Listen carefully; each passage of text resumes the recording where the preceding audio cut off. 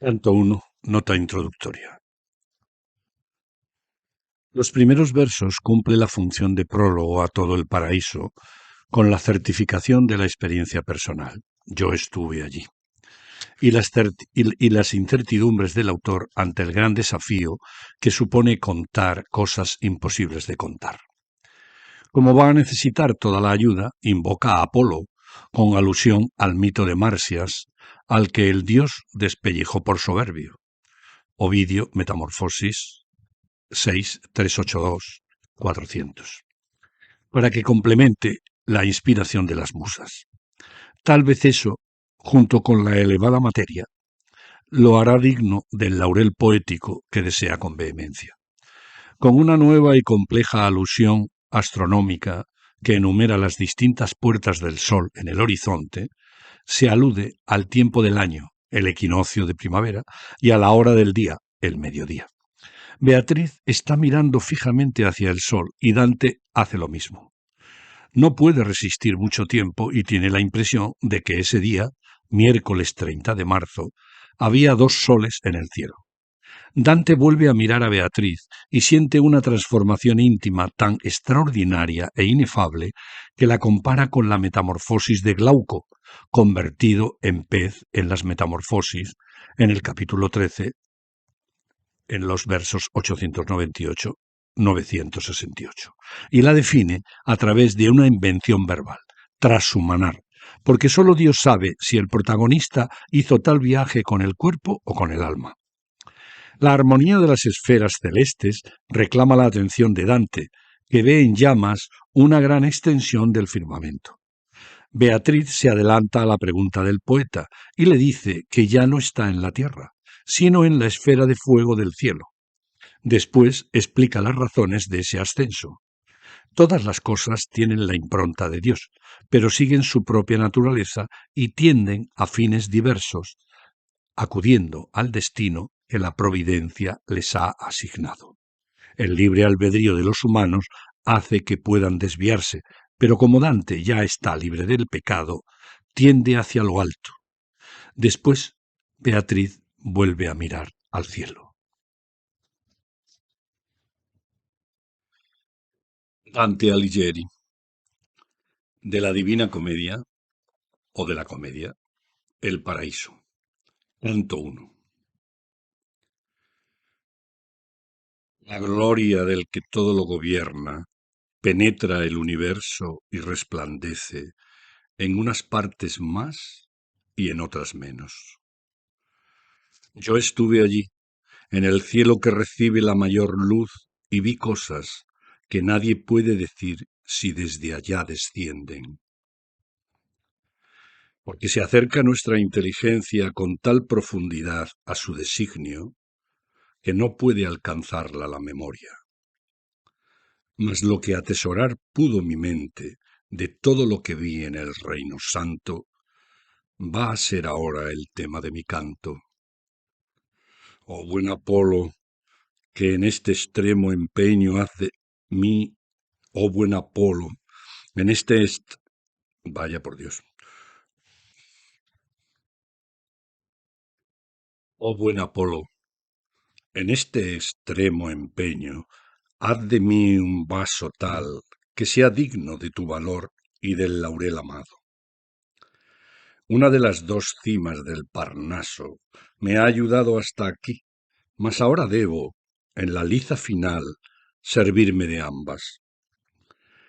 Entra en mi pecho, inspira tus palabras igual que hiciste al derrotar a Marsias y arrancarle la vaina de sus miembros. Oh divina virtud, si te concedes de tal manera que en mi mente quede del reino celestial la sombra impresa, al pie de tu árbol, caro, me verás digno de laurearme con sus hojas, gracias a ti y al argumento mismo. Hoy, Padre, raras veces se laurea por sus triunfos a un César o a un poeta, culpa y vergüenza del capricho humano, que la fronda Penea bien debiera dar contento a la délfica deidad cuando alguien la requiere con vehemencia. Pequeña chispa causa una gran llama. Tal vez, a zaga de mis ruegos, otros mejores llegarán a oírse en Cirra. Por varias partes surge a los mortales la lámpara del mundo, mas de aquella de las tres cruces y los cuatro círculos nace dotada de mejor estrella y sigue mejor curso, moldeando la cera mundanal más a su modo.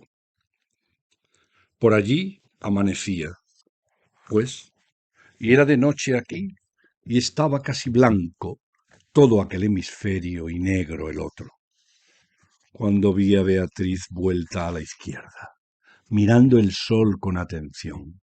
Ni un águila lo contempló jamás con tal fijeza. Y así como del primer rayo surge un rayo reflejado y vuelve en alto, cual peregrino que volver desea, así su gesto, impreso por mis ojos en mi imaginación, me hizo mirar el sol con atención inusitada. Allí, en aquel lugar creado aposta para la especie humana, son factibles muchas cosas que aquí son imposibles. No aguanté mucho, pero fue bastante para admirar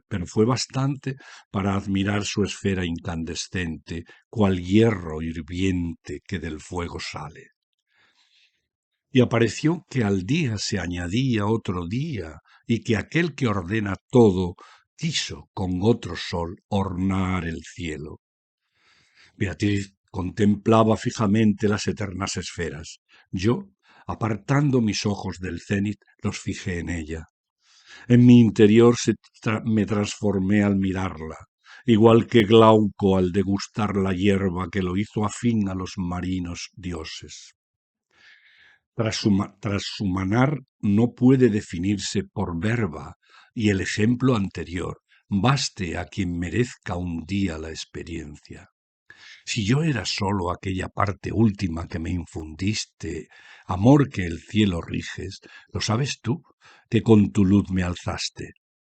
Cuando la eterna rueda deseante reclamó mi atención con la dulcísima armonía que templas y modulas, vi arder en llamas del porción del cielo, vi arder en llamas tal porción del cielo que no hubo lago de mayor tamaño formado por las lluvias y los ríos. La novedad del son y la gran mancha de luz me provocaron un deseo jamás sentido tan agudamente. Ella, que me veía y me entendía, por aquietar mi alma conmovida, sin que yo preguntase, abrió la boca y me dijo: ¿te ofuscas a ti mismo con imaginaciones falsas y no ves lo que verás y no ves lo que verías si las repito? Y me dijo: ¿te ofuscas a ti mismo con imaginaciones falsas y no ves lo que verías si las descartases? Ya no estás en la tierra como crees. Ningún rayo, escapando de su centro, fue más veloz que tú volviendo al tuyo. Ya despejada mi primera duda, con las breves palabras sonrientes, me vi enredado en una duda nueva y dije: ya me siento satisfecho del primer estupor. Ahora me asombra ver que asciendo entre cuerpos más ligeros. Ella, tras un suspiro compasivo, volvió hacia mí sus ojos con el rostro de una madre ante el hijo que delira, y comenzó a decir: todas las cosas tienen un orden y una forma que hace que el universo se parezca a Dios.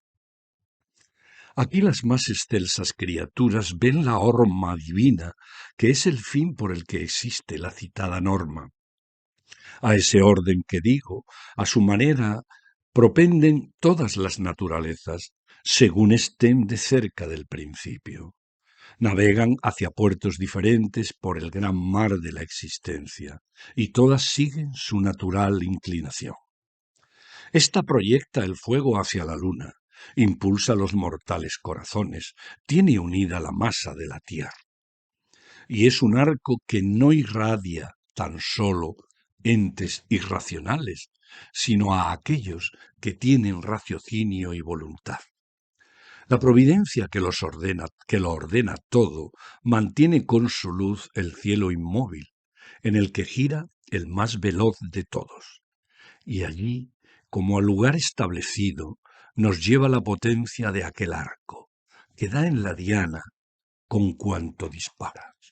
Cierto es que, tal forma que no cumple siempre las intenciones del artífice si la materia no responde a ellas, de su buen curso se desvía a veces la humana criatura, porque puede decidir ir a parte no prevista.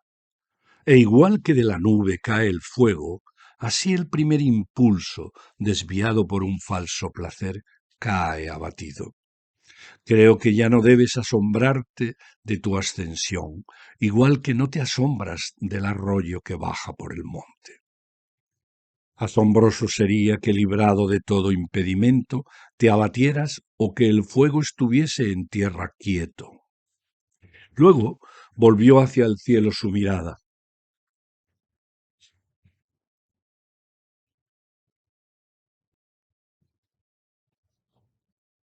Paraíso canto 2, nota introductoria. Apóstrofe a los lectores antes de la navegación por un mar jamás surcado.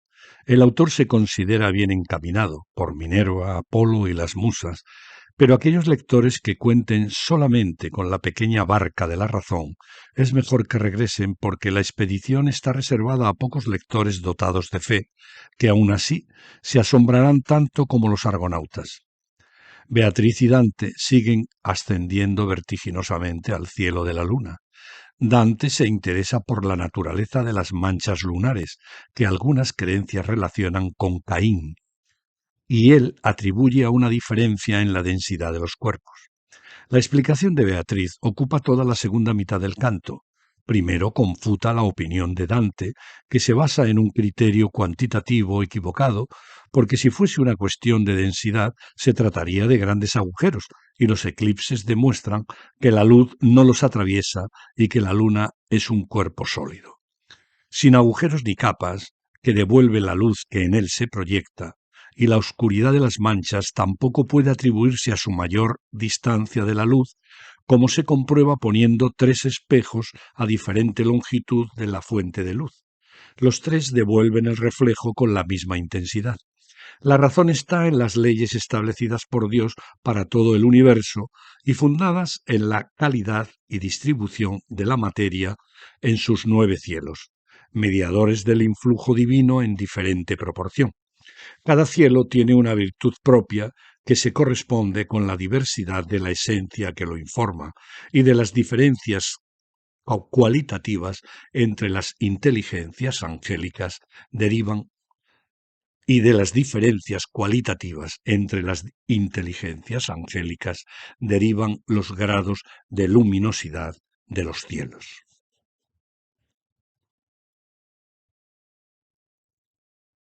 Paraíso, canto 2. Oh vosotros que ansiosos de escucharme, en pequeña barquilla habéis seguido tras de mi nave que cantando avanza. Volved al litoral del que partisteis, no entréis en alta mar. Si me perdéis de vista, acabaréis extraviados. Me aventuro en un mar jamás surcado. Minerva sopla, Apolo me conduce y me muestran el rumbo 9 musas.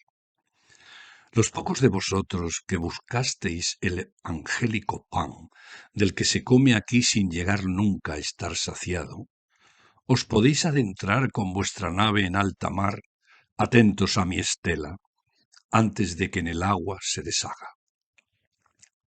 Os asombraréis más que aquellos héroes que cruzaron la Cólquida y que vieron al rey Jasón arar como un boyero. La sed connatural e inextinguible del reino deiforme nos llevaba veloces como el curso de los cielos.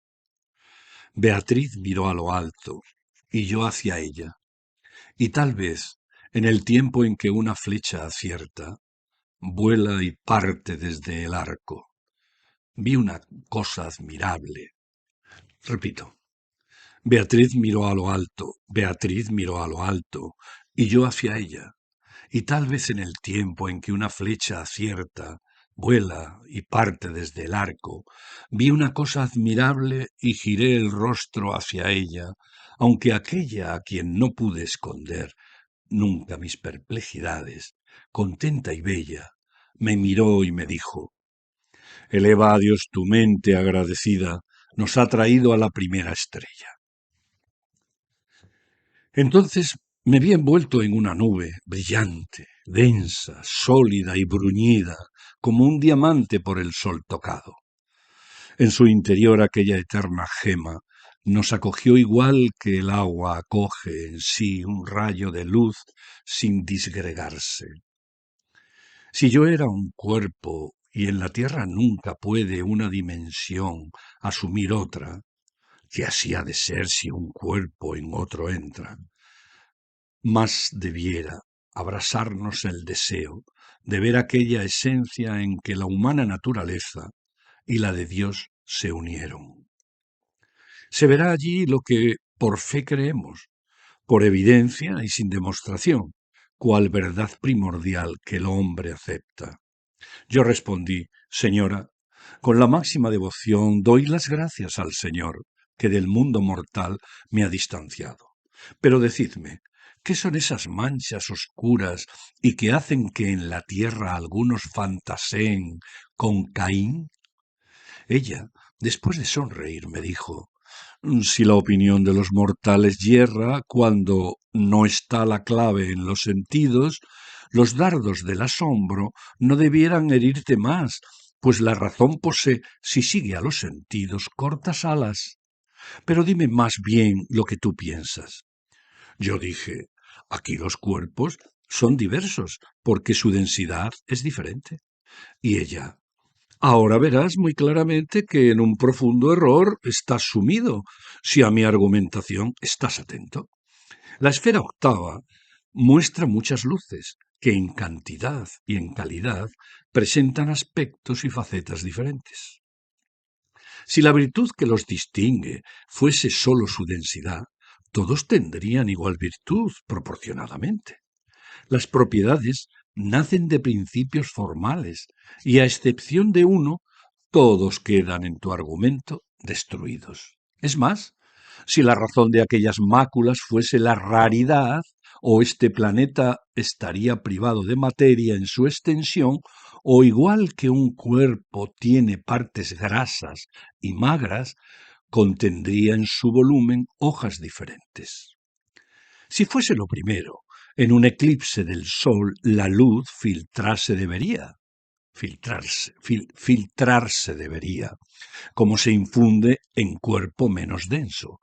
¿No es así? Queda pues otro supuesto. Y si resulta que también lo impugno, demostraré que tu opinión es falsa. Si ese cuerpo no es todo rarefacto, entonces tiene que existir un punto que no deje pasar a su contrario. Y en él el rayo de la luz rebota como el color retorna en un cristal en cuyo fondo hay lámina de plomo. Ahora dirás que el rayo que regresa es más oscuro allí que en otras partes porque el reflejo sale de más hondo. Esta objeción podrías deshacerla, si quieres, recurriendo a la experiencia, que es la fuente común de vuestras artes. Hazte con 3 espejos. Pon 2 de ellos a igual distancia y el tercero ponlo entre los otros 2, pero más lejos. Dispón a tus espaldas una fuente de luz que incida en todos los espejos para que puedas ver los 3 destellos. Aunque el reflejo más lejano sea de tamaño menor, verás que emite su resplandor con una fuerza idéntica. Ahora, igual que ocurre con los cálidos rayos con que la tierra se desnuda del color y del frío de la nieve, así, con tu intelecto ya desnudo, lo voy a moldear con luz tan viva que resplandecerá ante tu mirada. Dentro del cielo de la paz divina gira un cuerpo que encierra en su potencia el ser de todo aquello que comprende. El cielo octavo, el de las muchas luces, las reparte en esencias diferentes. Las diferencia al par que las contiene. Los demás cielos, de distintos modos, rigen sus diferencias peculiares según sus fines y sus influencias. Como ves, estos órganos del mundo están dispuestos gradualmente. De arriba toman y al de abajo entregan. Observa bien el modo en que me acerco por esta vía a la verdad que anhelas, para que luego puedas llegar solo. El movimiento de las santas órbitas, como el golpe de maza del herrero, se inspira y nace de divino impulso, y el cielo al que embellecen tantas luces toma la imagen y deviene ello de la mente profunda que lo mueve. E igual que en vuestros cuerpos, que son polvo, el alma se conforma a varios miembros y se amolda a distintas facultades, así esa inteligencia multiplica y expande su virtud por las estrellas, girando sin dejar de estar unida. Cada virtud genera unión distinta con el astro que aviva, al que se liga, como hace la vida con nosotros. Nacida de feliz naturaleza, la virtud en la estrella resplandece cual la alegría en la vivaz pupila. De ella, y no por diversa densidad, nacen las diferencias entre estrellas. Es el formal principio que produce, conforme a su bondad, luz y penumbra.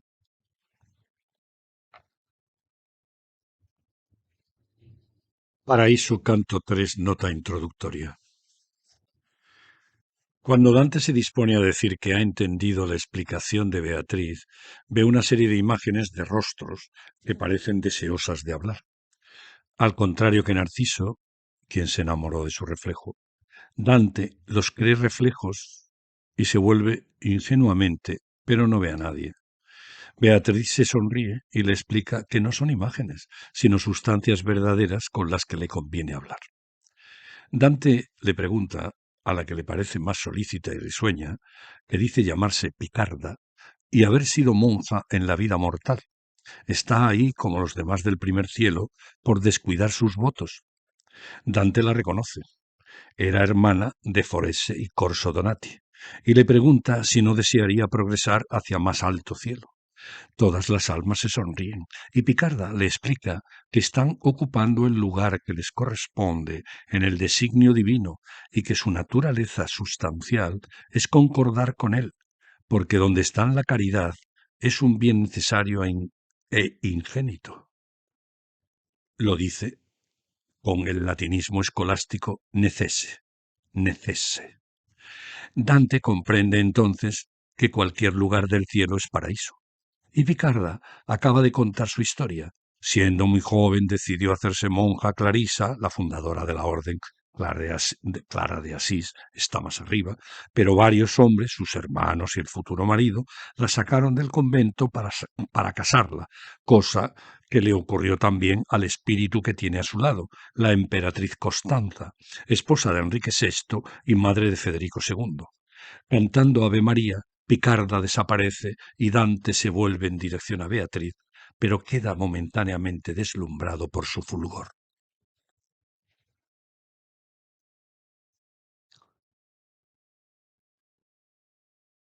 Canto 3. El mismo sol que me inflamó de amor me desveló con pruebas y más pruebas de la verdad más bella el dulce rostro. Y yo, para mostrarme convencido y corregido de mi error, alcé un poco la cabeza para hablar. Pero en ese momento una visión reclamó mi atención de tal manera que de mi confesión llegué a olvidarme. Como en tersos y límpidos cristales, o en aguas transparentes y tranquilas, y no en exceso hondas, se reflejan tan débilmente ya nuestras facciones que una perla luciendo en blanca frente no resulta más clara a nuestros ojos. Vi muchos rostros tenues que querían hablar, y yo sufrí el error contrario de quien se enamoró de su reflejo. Cuando me percaté de su presencia, creyéndolos imágenes reflejas, me volví para ver de quiénes eran. No vi nada y miré de nuevo al frente, hacia el fulgor de mi benigna guía, que sonreía con lucientes ojos. No te sorprendas de que me sonría por tu pueril disposición, me dijo, puesto que la verdad ya no se funda y te hace dar rodeos siempre en balde. Lo que ves son sustancias verdaderas y están aquí por incumplidos votos. Habla con ellas, óyelas y créelas, que la luz verdadera que las sacia hace que no se aparten nunca de ella.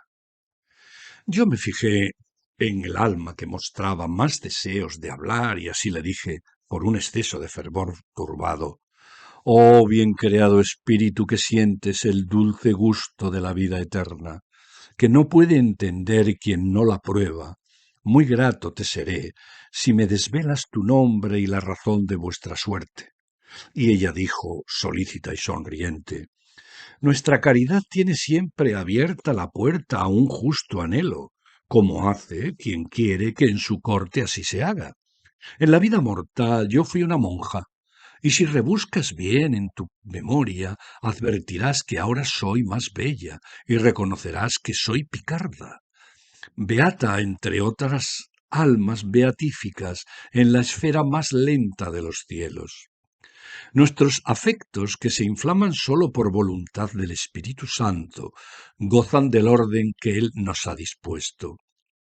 Y este destino, que parece bajo, nos fue asignado porque descuidamos nuestros votos que en parte fueron vanos. Le dije, en vuestros rostros fascinantes un no sé qué divino resplandece que os distingue de vuestro antiguo aspecto. Por eso no fue ágil mi recuerdo, pero ahora me ayuda lo que dices y ya te reconozco claramente. Pero dime, vosotros que aquí estáis felices, ¿deseáis subir un grado para ver más y estar del bien más cerca? Sonrió un poco, como hicieron todas, y me dijo después con tanto gozo como quien arde en el primer amor. La caridad, hermano, sacia el ansia de nuestra voluntad, que sólo quiere lo que tenemos, sin anhelos nuevos. Si ascender deseásemos, sería nuestro anhelo distinto del designio de aquel que aquí ha querido colocarnos. Verás que esa discordia no es posible si consideras su naturaleza, porque la caridad aquí es necesaria. Es sustancia a nuestro estado el ser con la divina voluntad acordes. Esta y las nuestras son un mismo anhelo. Y como de un umbral en otro vamos por este reino, a todo el reino place lo que el rey quiere, que el amor induce. Nuestra paz se sustenta en su designio, el mar al que va todo lo que él mismo crea o que informa la naturaleza. Comprendí entonces que cualquier lugar del cielo es paraíso, aunque la suma gracia no llueve igual en todas partes. Igual que ocurre cuando un alimento nos sacia y otro sigue apeteciéndonos, que uno pedimos y otro agradecemos, así hice yo con actos y palabras para saber qué tela fue la que ella dejó sin acabar de hilar. Me dijo, hay más arriba una mujer de mérito y de vida perfecta, cuya orden se profesa y se viste en vuestro mundo, y que pide velar hasta la muerte al esposo que acepta todo voto que al amor acomoda su designio. Siendo muy jovencita, por seguirla huí del mundo, me vestí su hábito y prometí seguir sus ordenanzas. Unos hombres, al mal más inclinados que al bien, del dulce claustro me sacaron. Dios sabe bien cuál fue después mi vida. Lo que de mí te he dicho también vale para este otro esplendor que a mi derecha estás viendo brillar y en quien fulgura toda la inmensa luz de nuestra esfera. Fue una monja también, y le arrancaron de la cabeza la sagrada toca. Pero aun después de ser devuelta al mundo contra su voluntad e injustamente, nunca quitó el corazón del velo. Perdón, nunca quitó del corazón el velo. Ella es la gran Constanza, que al segundo príncipe de Suabia dio el tercero y último líder de la dinastía. Esto me dijo, y luego cantó Ave María, y desapareció cantando, como en el agua una pesada piedra. La seguí con los ojos cuando pude, cuan- perdón, la seguí con los ojos cuanto pude, y cuando la perdí, mi vista entonces volvió al objeto de mayor deseo, en dirección a Beatriz, pero ella resplandeció con luz tan deslumbrante que al principio no pude ni mirarla. Por eso tardé un poco en preguntarle.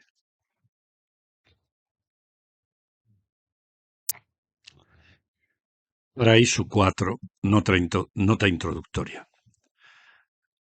Dante está indeciso entre dos cuestiones sobre las que quiere preguntar a Beatriz, y su indecisión lo hace permanecer en silencio.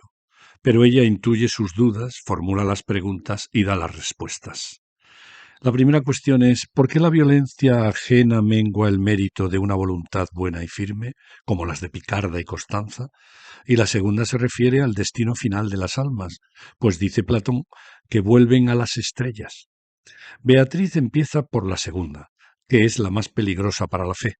Todas las almas santas, sean las que sean, y pone ejemplos de serafines, profetas, evangelistas o las dos monjas del canto anterior, tienen su lugar eterno en el empíreo, y si se manifiestan en una u otra esfera, no es porque en ella residan, sino como evidencia de su grado de beatitud, porque el intelecto humano precisa de signos sensibles, como cuando la Biblia o la Iglesia atribuyen miembros y aspecto humanos a Dios o a los arcángeles Gabriel, Miguel y Rafael, el que la vista devolvió a Tobías. A diferencia de la Biblia, parece que Platón dé por real lo que dice en el Timeo, esto es, que las almas vuelven a la misma estrella de la que se desprendieron para habitar un cuerpo, pero cabe la posibilidad de que hablase en sentido metafórico, y en tal caso no anduvo tan descarriado. La primera cuestión implica distinguir entre una voluntad absoluta, como la de San Lorenzo en la parrilla o Mucio Scévola al poner la mano en el fuego para purgar un error, y otra voluntad relativa y contingente, como las de Picarda y Constanza, pues a veces nos vemos forzados a hacer lo que no queremos, y pone el ejemplo de Almeón, conocido por varios poetas clásicos. Dante agradece elocuentemente la explicación y añade otra pregunta antes de quedar arrobado ante Beatriz, que le contestará en el canto siguiente. Paraíso, canto 4.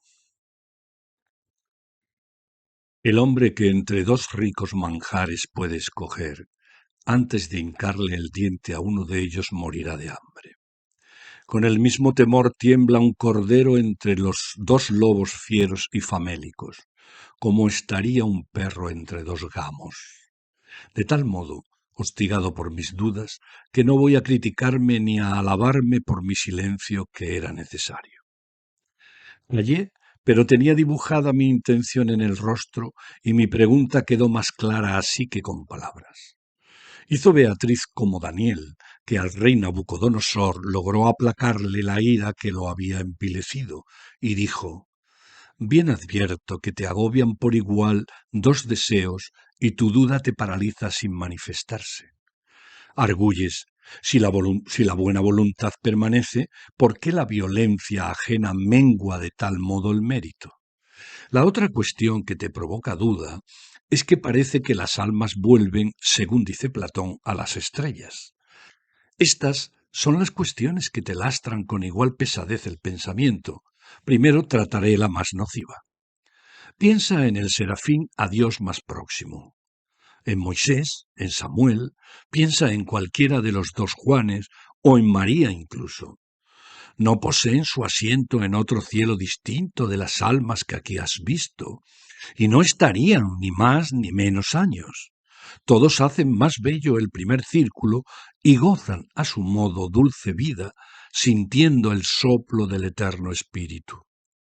No se han mostrado porque sea esta su esfera, sino a modo de evidencia de su situación menos elevada. Así hay que hablar a vuestro ingenio humano. que fundamenta su conocimiento sólo en lo que perciben los sentidos. Por eso, la Escritura condesciende a vuestra facultad y asigna manos y pies a Dios, pero el sentido es otro, y con aspecto humano representa a Gabriel y a Miguel la Santa Iglesia, y al que la vista devolvió a Tobías. Lo que Timeo dice de las almas es diferente de lo que aquí has visto, porque da por real lo que argumenta. Y argumenta que cada alma regresa a la estrella de donde fue escindida al darle forma a la naturaleza. Tal vez cabe entender en sus palabras un sentido distinto, y es posible que no deba tomarse a la ligera. Si lo que dice es que retorna el eco loable o censurable de su influjo, puede que acierte en la verdad su flecha. Este principio fue malentendido e hizo que el mundo diese a los planetas los nombres de Mercurio, Marte y Júpiter. En cuanto a la otra duda que te turba, es menos perniciosa, pues su efecto dañino no te va a alejar de mí. Que a ojos de los mortales sea injusta nuestra justicia es más razón de fe que un argumento de pérfida herética. Perdón. Que a ojos de los mortales sea injusta nuestra justicia es más razón de fe que un argumento de perfidia herética. Pero como es capaz vuestro intelecto de penetrar esta verdad, ahora daré satisfacción a tu deseo. Si hay violencia cuando el que la sufre no condesciende con el que la ejerce, ninguna de estas almas tiene excusa. La voluntad no cede si no quiere, porque su condición es la del fuego, aunque intenten 1000 veces doblegarla. Pero si se pliega poco o mucho, cede a la fuerza como estas dos mujeres que podían haber vuelto a sus claustros. De ser su voluntad íntegra y firme, como aguantó Lorenzo en la parrilla y Mucio fue severo con su mano, las habría devuelto al verse libres, al lugar del que fueron apartadas.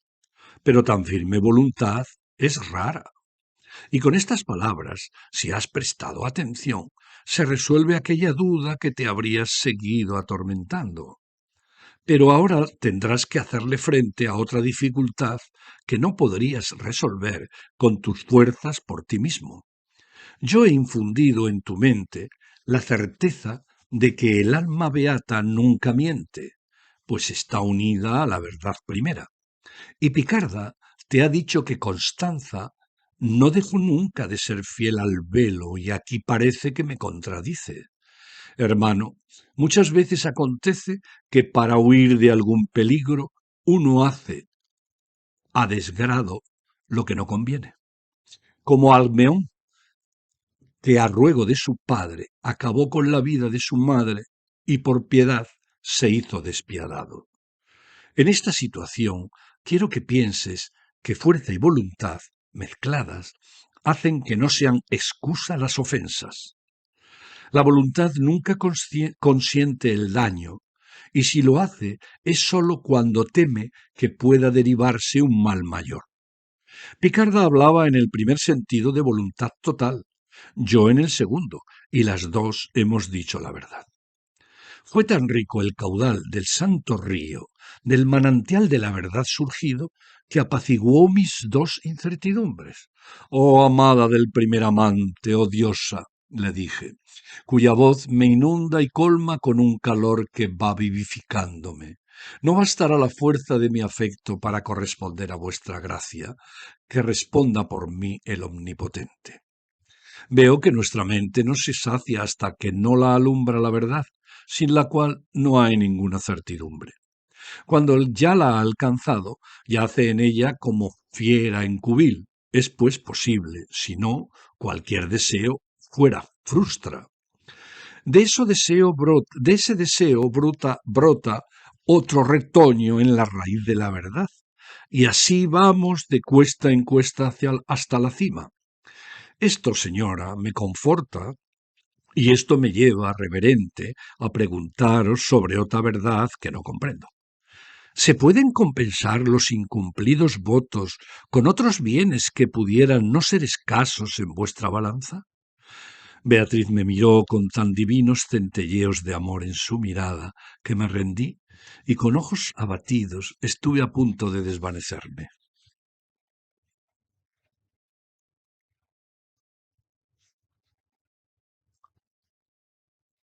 Paraíso canto 5, nota introductoria. Beatriz empieza diciendo que no es extraño que su resplandor deslumbre a Dante, porque su visión es cada vez más perfecta. Luego responde a la pregunta sobre la posibilidad de compensar los votos no cumplidos con una elaborada disquisición que, aparte del concepto de libre albedrío, el mayor don que Dios nos ha concedido, de él se deduce el valor extraordinario del voto, pues se trata de un acto libre con el que se renuncia a la libertad y no puede ofrecerse nada mejor.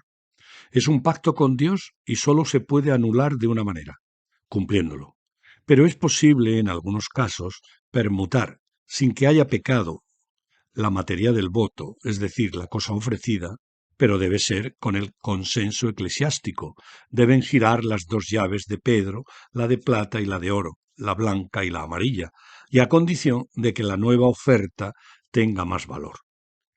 Además, los votos no pueden tomarse a la ligera. Es mejor no hacer promesas imprudentes como las de Jefté y Agamenón, el líder de los griegos, que para mantener su juramento tuvieron que sacrificar a sus propias hijas. Beatriz termina con una exhortación a los cristianos para que se atengan a los compromisos de la fe y no sean codiciosos. Acabada la explicación, de la que el protagonista autor se declara fiel transcriptor, así me habló Beatriz y así lo escribo, los dos ascienden raudos al cielo de Mercurio, donde manifiestan su virtud los que amaron la gloria eterna. Beatriz aumenta con su presencia la luz de aquel reino, y de pronto Dante ve miles de espíritus con un aura esplendorosa. Uno de ellos se ofrece a responder a todo lo que Dante pregunte, y el poeta formula escuetamente las demandas habituales, pues quiere saber quién es y por qué está ahí. El espíritu le contestará en el canto siguiente. Paraíso, canto 5. No te asombres si ahora te deslumbro con el ardor de amor más que en la tierra y consigo vencer la resistencia de tu mirada. La razón es simple. La visión es ahora más perfecta y avanza por el bien que va adquiriendo. Me doy cuenta de cómo resplandece la luz eterna ya en tu entendimiento, la que al ser vista siempre amor enciende. Y si otras cosas son las que os seducen, no son más que vestigios que traslucen aquella luz y no son comprendidos. ¿Quieres saber si el voto no cumplido se puede compensar con otros actos para librar al alma de litigios? Así empezó este canto Beatriz y siguió luego, sin interrupciones, de esta manera su discurso santo.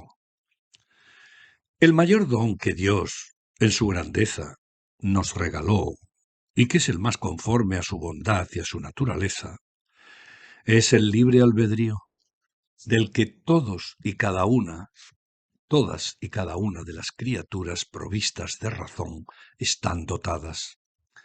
Ahora entenderás, si bien lo piensas, el gran valor del voto, pues implica que Dios consienta lo que tú consientes. Pues como el pacto es entre Dios y el hombre, se renuncia al tesoro que te digo, la libertad, con un acto que es libre. ¿Y qué se puede dar en lugar de eso? Usar para alguien bien lo que ya has dado es obrar con robada mercancía. Repito, usar para algún bien lo que ya has dado es robar, perdón, usar para algún bien lo que ya has dado es obrar con robada mercancía.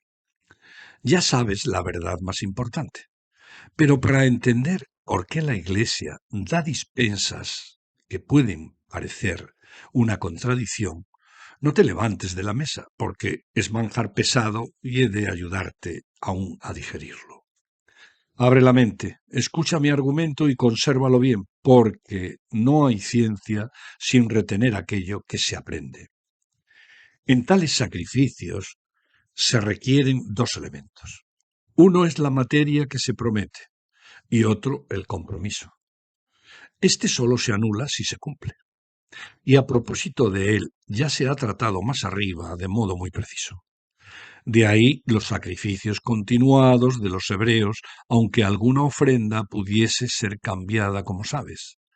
El otro, que he llamado la materia, puede ser tal que si es sustituida por materia diversa no hay pecado, pero que nadie cambie por las buenas su voto sin que giren las dos llaves de la Iglesia, la blanca y la amarilla.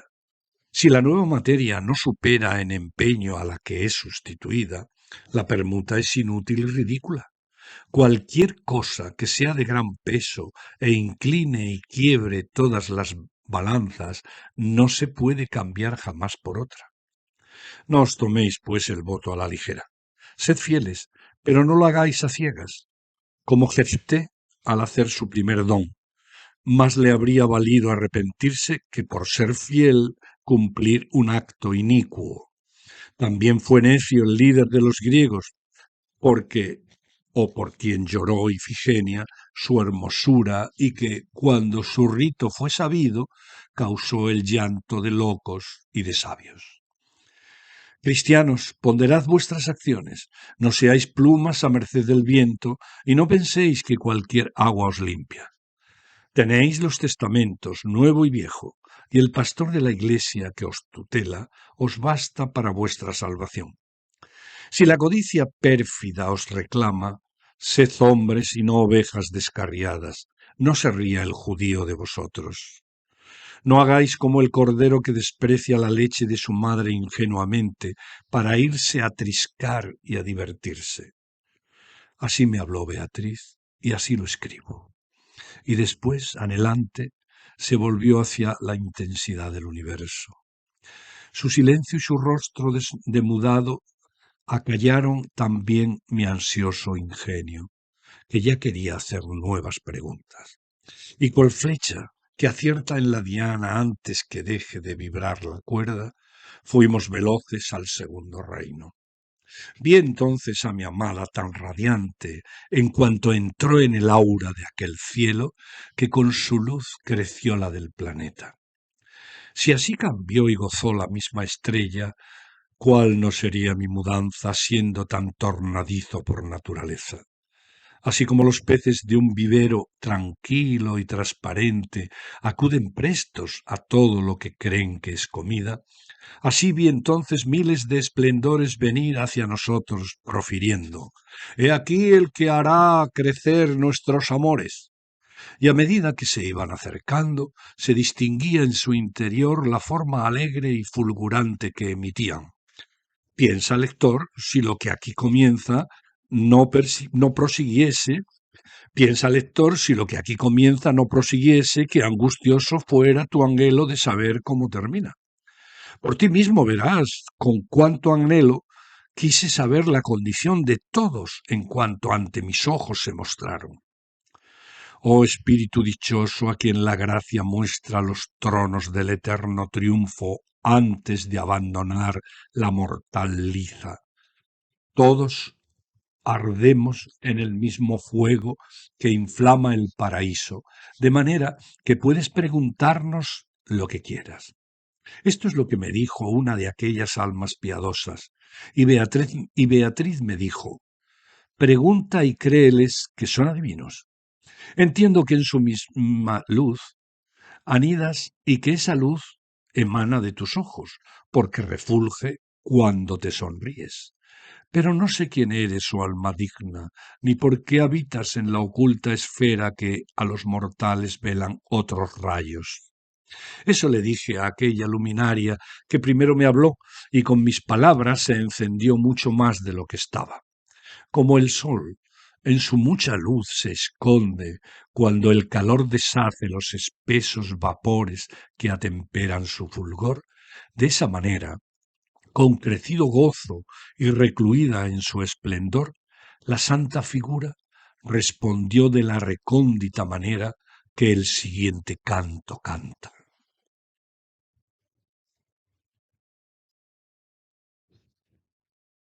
Paraíso, canto 6, nota introductoria. Habla el espíritu del emperador Justiniano. Después de que Constantino invirtiese el vuelo del águila imperial llevándola hacia Oriente, el trono estuvo allí durante siglos y fue cambiando de manos hasta llegar a las suyas. Al principio no creía en la doble naturaleza de Cristo, pero el Papa Agapito facilitó su conversión y, delegando en Belisario el mando del ejército, se dedicó a la labor de reordenar las leyes del derecho romano. Antes de contestar a la segunda pregunta, Justiniano resume la historia del imperio, con mención de muchos personajes históricos y legendarios cuyos detalles pueden verse en el índice. Su valor empezó a mostrarse en el sacrificio de Palante. Anidó muchos años en la ciudad de Alba Longa, hasta el duelo de los trillizos que supuso la preeminencia de Roma. Ondeó en las conquistas de los territorios vecinos y en los combates contra diversos enemigos, donde destacaron héroes admirables. Humilló a los cartagineses de Aníbal. Bajo su insignia triunfaron Escipión y Pompeyo, aunque eso no fue muy bueno, precisa, para la colina de Fiesole, a cuyos pies nació Dante. Luego llegó Julio César, que amplió increíblemente sus dominios. Le siguió Augusto, quien tras muchas victorias logró una paz duradera, cerró las puertas del templo del dios Jano. Pero todo eso puede parecer poco si se compara con lo logrado por el águila bajo el mando del tercer César, Tiberio. Vengó el pecado de Adán con el sacrificio de Cristo, y de Tito vengó la muerte de Cristo con la destrucción de Jerusalén, hasta llegar a Carlomagno. Ahora el símbolo del imperio recibe ofensas tanto de los güelfos, que lo combaten, como de los gibelinos, que se lo apropian. Y la digresión acaba con una oscura amenaza a Carlos II de Anjou, el nuevo Carlos, tal vez porque perdería a un hijo y a un sobrino en la batalla de Montecatini.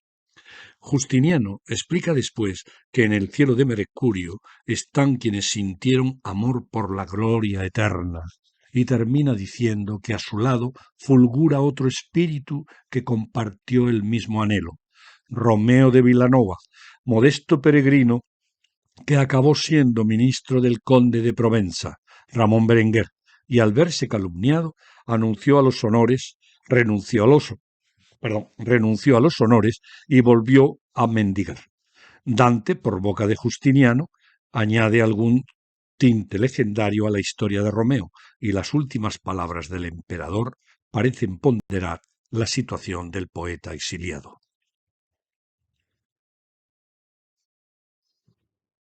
Paraíso, canto 5. No te asombres si ahora te deslumbro con el ardor de amor más que en la tierra y consigo vencer la resistencia de tu mirada. La razón es simple. La visión es ahora más perfecta y avanza por el bien que va adquiriendo. Me doy cuenta de cómo resplandece la luz eterna ya en tu entendimiento, la que al ser vista siempre amor enciende. Y si otras cosas son las que os seducen, no son más que vestigios que traslucen aquella luz y no son comprendidos. ¿Quieres saber si el voto no cumplido se puede compensar con otros actos para librar al alma de litigios? Así empezó este canto Beatriz y siguió luego, sin interrupciones, de esta manera su discurso santo. El mayor don que Dios, en su grandeza, nos regaló, y que es el más conforme a su bondad y a su naturaleza, es el libre albedrío, del que todas y cada una de las criaturas provistas de razón están dotadas. Ahora entenderás, si bien lo piensas, el gran valor del voto, pues implica que Dios consienta lo que tú consientes. Pues como el pacto es entre Dios y el hombre, se renuncia al tesoro que te digo, la libertad, con un acto que es libre. ¿Y qué se puede dar en lugar de eso? Usar para alguien bien lo que ya has dado es obrar con robada mercancía. Repito, usar para algún bien lo que ya has dado es robar, perdón, usar para algún bien lo que ya has dado es obrar con robada mercancía. Ya sabes la verdad más importante.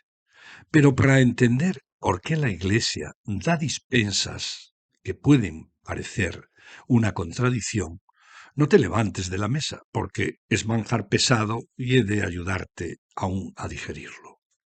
Abre la mente, escucha mi argumento y consérvalo bien, porque no hay ciencia sin retener aquello que se aprende.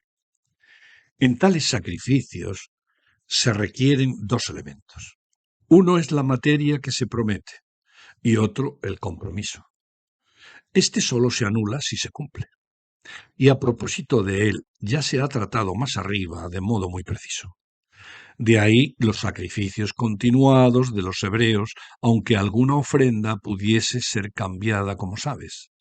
El otro, que he llamado la materia, puede ser tal que si es sustituida por materia diversa no hay pecado, pero que nadie cambie por las buenas su voto sin que giren las dos llaves de la Iglesia, la blanca y la amarilla. Si la nueva materia no supera en empeño a la que es sustituida, la permuta es inútil y ridícula. Cualquier cosa que sea de gran peso e incline y quiebre todas las balanzas no se puede cambiar jamás por otra. No os toméis, pues, el voto a la ligera.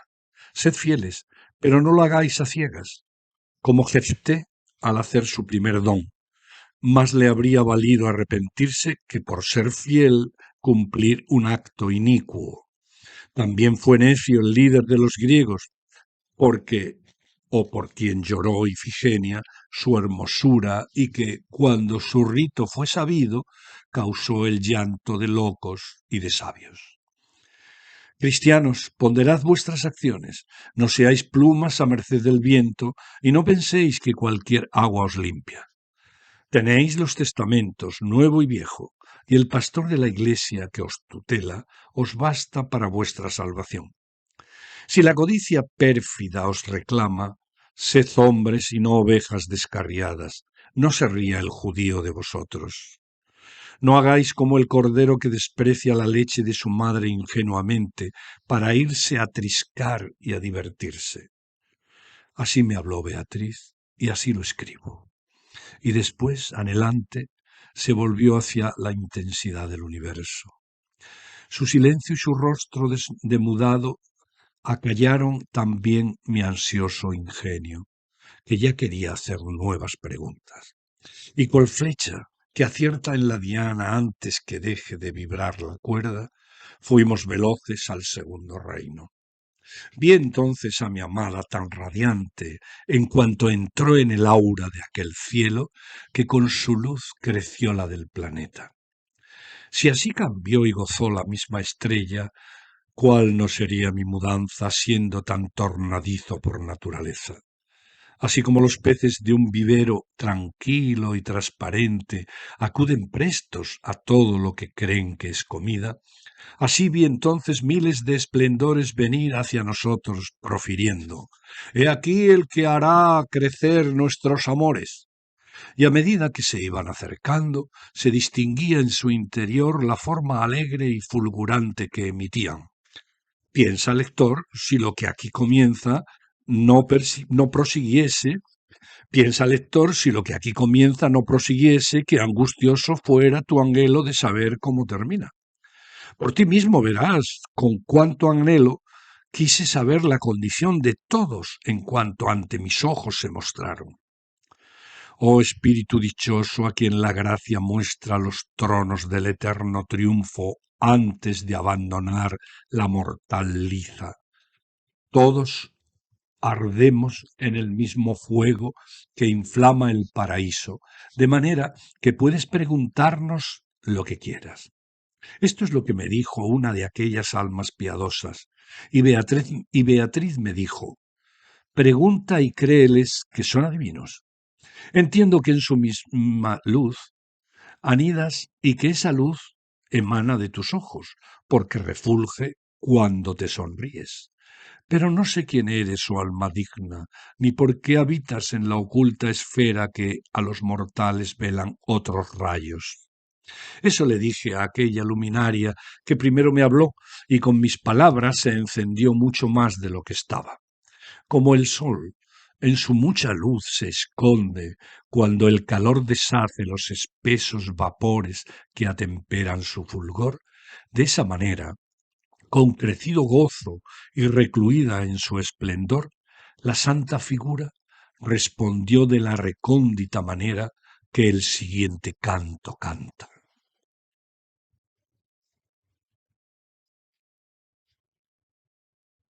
Paraíso 6. Después de que voltease Constantino el águila imperial, contraria al curso del cielo y del esposo de Lavinia, durante muchos siglos restó el ave de Dios en aquel límite de Europa cercano al monte de su primer vuelo. Bajo la sombra de las sacras plumas, de mano en mano traspasó el gobierno y así, cambiando, vino hasta las mías. El César fui y me llamo Justiniano. Quité por el primer amor movido de nuestras leyes lo superfluo y vano. Antes de darme a esta labor creía, muy satisfecho de tal fe, que en Cristo había sido una naturaleza. Pero Agapito, santo y pastor sumo, con sus razones y argumentos, pudo a la fe verdadera encaminarme. Yo le creí, y su fe veo tan clara como tú ves que en las contradicciones hay una parte falsa y otra cierta. Acompasé mi paso al de la Iglesia y la gracia de Dios quiso inspirarme la elevada misión que llevé a cabo. Las armas confié a mi Belisario, y el gran favor que él mereció del cielo muestra que era preciso mi reposo. Con esto doy respuesta a tu primera pregunta, pero siento la exigencia de añadir unas cuantas precisiones para que veas qué razón asiste a quien ataca la imperial enseña, quién se la apropia y quién se opone a ella. Por sus muchas virtudes se ha hecho digna de reverencia desde que Palante perdió la vida para darle un reino. Como sabes, después anidó en Alba más de 300 años, hasta el duelo en que 3 contra 3 rivalizaron. Y bajo 7 reyes, desde el rapto de las Sabinas hasta el de Lucrecia, fue conquistando a sus vecinas gentes. Sabes que la ondearon los egregios romanos contra Breno, contra Pirro, contra los otros príncipes rivales. Torcuato y Quincio, a quien así llamaron por su mechón, los Decios y los Fabios, adquirieron la fama que venero. Ella abatió el orgullo de los árabes que a la zaga de Aníbal traspasaron los peñascales porque tú, oh, fluyes. Bajo esa insignia, aún jóvenes triunfaron Escipión y Pompeyo, y su dominio fue amargo al cerro bajo el que naciste. Después, por aquel tiempo en que los cielos quisieron serenar el mundo, César la enarboló por voluntad de Roma. Lo que logró entre el Var y el Rin, lo vieron el Isere y el Arar, y lo vio el Sena y los valles que el Ródano fecunda. Lo que hizo después de dejar Rávena y atravesar el Rubicón fue tanto que no hay lengua ni pluma que lo alcancen. Llevó sus tropas hacia España, luego a Dirraquio, y los ecos de su gesta en Farsalia llegaron hasta el Nilo. Volvió de nuevo a Antandro, al Simoenza, al lugar en que Héctor yace, y luego fue a ver, para su mal, a Ptolomeo. Fulguró como un rayo sobre Juba y hacia vuestro occidente avanzó, donde aún se oía la trompa pompeyana. Lo que logró el siguiente abanderado, lo ladran Bruto y Casio en el infierno, y Módena y Perusa los sufrieron. También llora la triste Cleopatra, que huyendo de ella recibió la muerte repentina y terrible de una sierpe. Con él corrió después hasta el mar Rojo y gozó el mundo paz tan duradera que fue cerrado el templo del dios Jano. Pero lo que esta insignia imperial hizo y haría en el futuro por el reino mortal que estaba bajo su dominio, podría parecer poco y oscuro si se mira lo que hizo el tercer César con vista clara y con afecto puro, pues la viva justicia que me inspira le concedió, regida por quien digo, la gloria de poder vengar su ira. Y ahora asómbrate de lo que Argullo, después con Tito, procedió a vengarse de la venganza del pecado antiguo. Y cuando mordió el diente Longobardo a nuestra Santa Iglesia, Carlomagno triunfante la amparó bajo sus alas. Ahora puedes juzgar a esos dos bandos a los que yo he acusado anteriormente y son causa de todos vuestros males. Uno opone a la insignia del imperio el lis de oro, el otro se la apropia. Arduo es decir quien anda más errado. Hagan los gibelinos sus proezas bajo otra enseña, porque no la honra el que de la justicia la separa. Y el nuevo Carlos, que no ha de abatirla con sus güelfos, se cuide de sus garras, que a leones más fieros trasquilaron. Muchas veces los hijos han llorado por la culpa del padre, y no se crea que Dios cambie sus armas por los lises. Esta pequeña estrella se engalana de espíritus virtuosos que han querido que el honor y la fama los suceda. Y cuando ahí confluyen los deseos y se desvían del amor más cierto, sus rayos fulgen menos vivamente. Nuestro gozo está en parte en que los premios se corresponden bien con nuestro mérito. No los vemos ni escasos ni excesivos. La justicia divina, de este modo, consigue atemperar nuestro deseo y evitar que propenda a la malicia. Distintas voces cantan dulces notas. Así los varios grados de estos cielos crean una dulcísima armonía.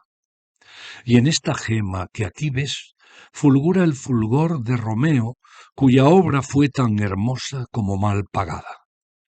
Los provenzales que lo culminaron poco han gozado, porque mal camina quien siente como un mal el bien ajeno. Ramón Berenguer tuvo 4 hijas, y todas reinas por el buen servicio de Romeo, el humilde peregrino. Después de oír palabras torticeras, el rey le pidió cuentas al buen santo, que devolvió con creces su estipendio, y se marchó, ya anciano y arruinado. Si el mundo conociese su congoja de ir mendrugo a mendrugo mendigando, lo alabaría todavía más.